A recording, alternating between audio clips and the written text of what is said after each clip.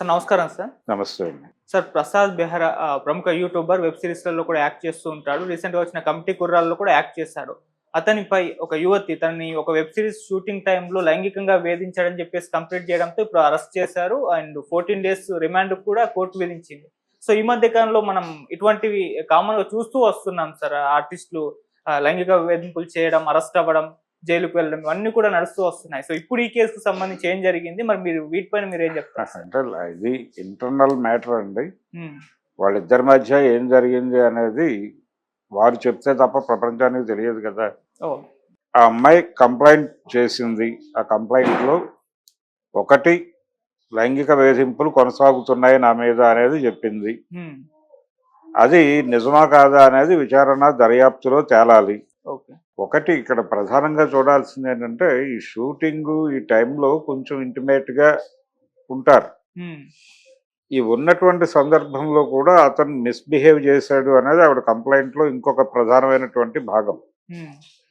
వాళ్ళిద్దరూ కలిసి నటించే సందర్భంలో అతను తన ప్రైవేట్ పార్ట్స్ మీద ఆయన ఏదో ఆ ఏరియాలో టచ్ చేశాడు అనేది ఒక మాట కూడా ఆ కంప్లెయింట్‌లో ఉంది. అవును.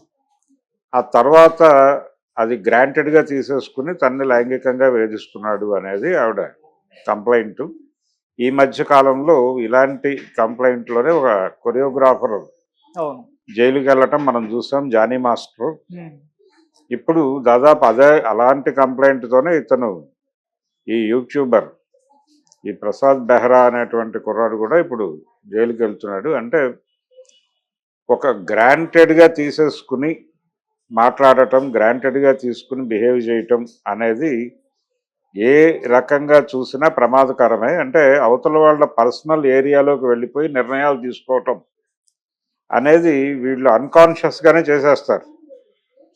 ఇది ఒక దశలో వాళ్ళు కూడా పెద్దగా అబ్జెక్ట్ చెయ్యరు. కానీ ఎక్కడో చోట వాళ్ళకి ఆ ఫీలింగ్ వస్తుంది. తమ ప్రైవసీ దెబ్బతింటోంది. తమ ఏరియాకొచ్చి అవతలవాడు ఎవడో దాష్టీకం చేస్తున్నాడు అనేటువంటి ఒక అభిప్రాయం కలిగినప్పుడు హ్మ్. ఈ బరస్ట్ అవ్వడం జరుగుతుంది. ఓకే. ఇప్పుడు చాలా మంది అంటే అప్పుడు గతంలో 'జానీ మాస్టర్' ఎపిసోడ్‌లో కూడా ఈ చర్చ వచ్చింది. హ్మ్. అంటే ఇంతకాలం బానే ఉండి ఇప్పుడు పెట్టడం ఏమిటి కేసు అని. ఇందులో కూడా అలాంటి ఆ రోజునే మాట్లాడి ఉండొచ్చు కదా. అంటే తోటకూర నాడే చెప్పకపోతివే అని ఒక పాత సామెత ఉంది మనకి. అవును. అలా ఈ అమ్మాయి రాసినటువంటి కంప్లైంట్‌లో ఆ మొదటి వాక్యమే అతను షూటింగ్‌లో మిస్‌బిహేవ్ చేశాడు అని ఉంది. ఆ రోజునే కేసు పెట్టేసుంటే ఇక్కడ దాకా వచ్చేది కాదు కదా, లైంగిక వేధింపుల దాకా అనే ఆర్గ్యుమెంట్ కూడా పెడతారు కొంతమంది. కానీ అవును. ఇక్కడ ఆలోచించాల్సింది ఏంటంటే ఒక డెసిషన్ తీసుకోవటానికి కొంత టైం పడుతుంది. ఆ టైం ఖచ్చితంగా తీసుకుంటారు ఎవరైనా. ఈలోపు వీళ్ళు చెలరేగుతారు.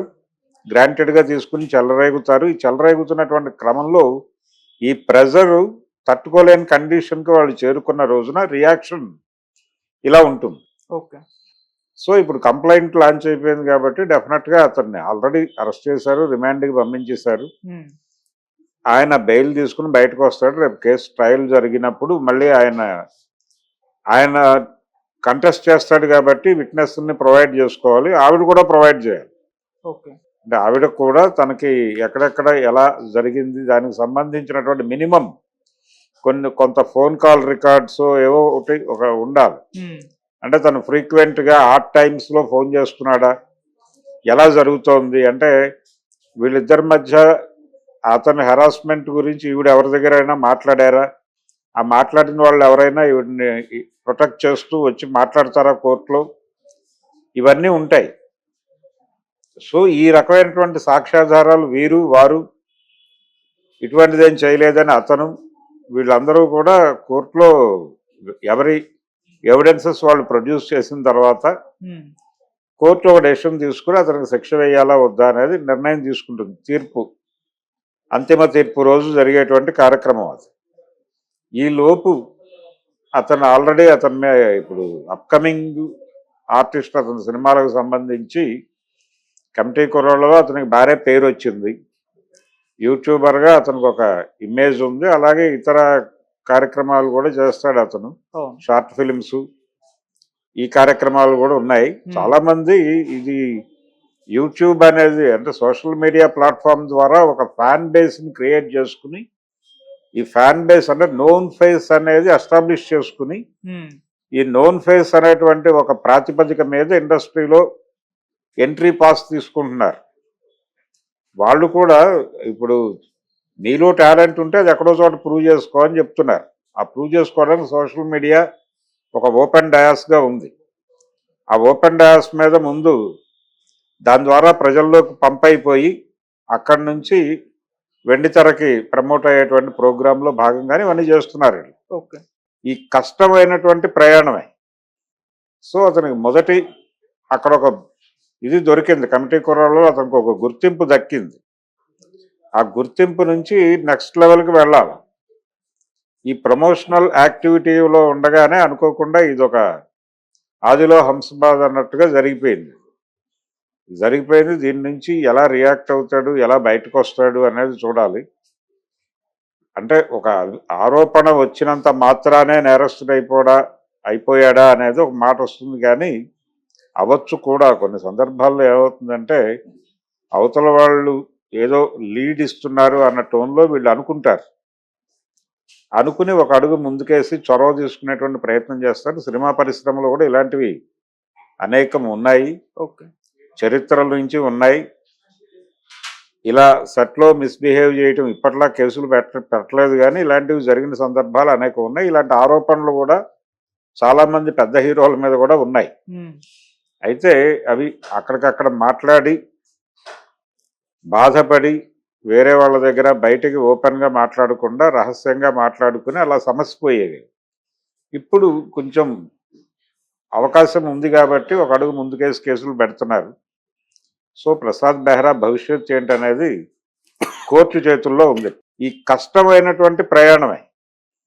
సో అతనికి మొదటి అక్కడ ఒక ఇది దొరికింది, కమిటీ కుర్రాల్లో అతనికి ఒక గుర్తింపు దక్కింది.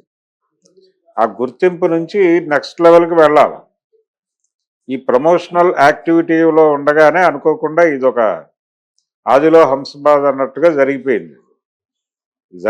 దీని నుంచి ఎలా రియాక్ట్ అవుతాడు, ఎలా బయటకు వస్తాడు అనేది చూడాలి.